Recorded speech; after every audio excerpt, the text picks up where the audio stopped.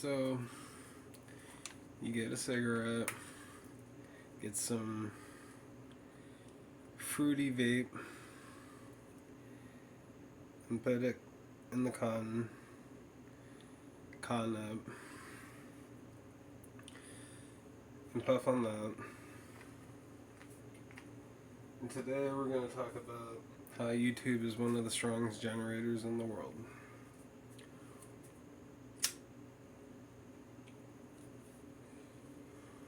Now, they say it's a real click when you mess around on YouTube. I listen to everything rap. And 2020 was about real gambling, real guns, real cars. And they were saying that people are brushing by the wrong neighborhoods. So it's like saying, oh, be careful, he might invent that. And, yeah, it really is like that. I mean, you're born, and if you're born in this time of the year, there's a lot to be concerned about. I mean, we survived a lot of things, and we're not even that far. We're still stone men. It's wood, stone, copper, and water. It goes up from there. We have a long way to go. We have all the time in the universe, and they were saying you could invent basically anything in front of you. And so they were saying that these advanced genomes were running around, and realistically, they're easily amused. And they're more chipped than usual, is how I would describe it. And they're supposed to face the better side of life. Now, no one wants them dead, but if one of them dies, I mean, it's like becoming an instant billionaire. So death is like some sort of certification. I mean, you had to go through life first, and that's what we have to realize. So they say that you can tell yourself your last words are, I'm not going to die from this. And that's the truth. I mean, you wake up in bed the next day, or you wake up in a hospital, you wake up far away, far out, and life goes on. So this is like saying this is your cigarette, almost, is how I would put it. Now, that's just part of my numbering down on the clock. I usually go the opposite direction. But these advanced genomes are born in perfect timing, is how I would say it. I mean, you could be flying in a World War II aircraft, and you would be cleared for the great side of things. And they don't tell you that, but I mean, it's all in fine print.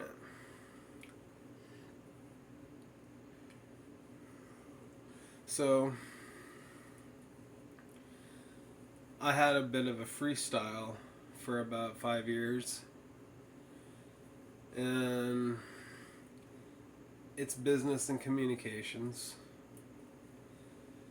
Now, I don't plan on going anywhere with it yet, but it's there in the inevitability that I'm ever needed again. I mean, that's just how much running around I had to do picking up cartridges and CDs from GameStop. I mean, there was a lot of titles that made no sense at the time. But I mean, it's like it's like being a full-time death dealer. It's an open business. It's an open display, and there's a lot of people that keep an eye on that stuff, but it never sheds any light. So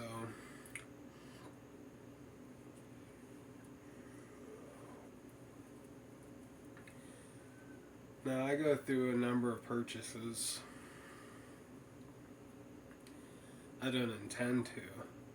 I mean, it's like as soon as you get a credit card, I mean, you read something and you're instantly in this vacuum. Oh man, I knew I should have put all of them in one list instead of just purchasing them right away. Now, I hold on to this phone about 6 hours a day. So, there's a lot to say about that.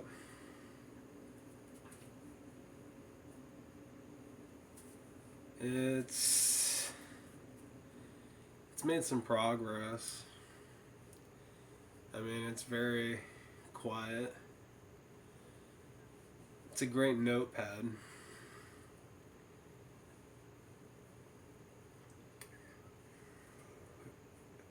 And I break about every single one of them. I've gone through at least 18 phones. So, here's to Afterworld and basically whatever we were left off with during our last meal. So, I mean, I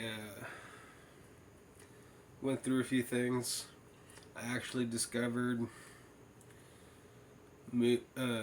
lifters from red matches and butane. Now, they don't really do much, but it's not what you think it is. I mean, it's like a full circle of things. So, that's something. Then there's throwing a sock or a used t-shirt into baking soda, prepared baking soda,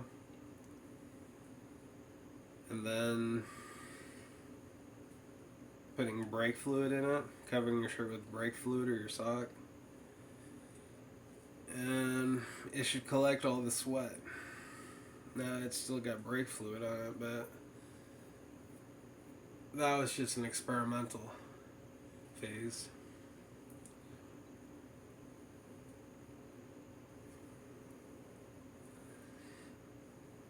Yeah, there's a number of things.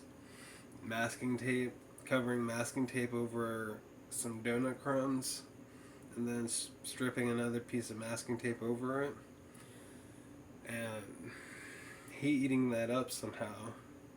You could flip your phone over and feel the charge flip. You can put it on splinter wood and put a safety pin over your phone and look at the detail. Cover it with tape. And you can put it in your coffee or hot fluids. Now I take prescriptions, so I'm not really as convenient as most mainstream artists, is how I would put it. So it's interesting and entirely disrespectful at the same time, but I mean, I go through it and I mean, I'm like, yeah, I understand that. I mean, I gotta put up with that. I'm in the music industry. I'm in Hollywood. And I get my fair share. I mean, I go out, I get the new release on display, and I go out and get it. That's part of my life. So, here's to a fruity cigarette.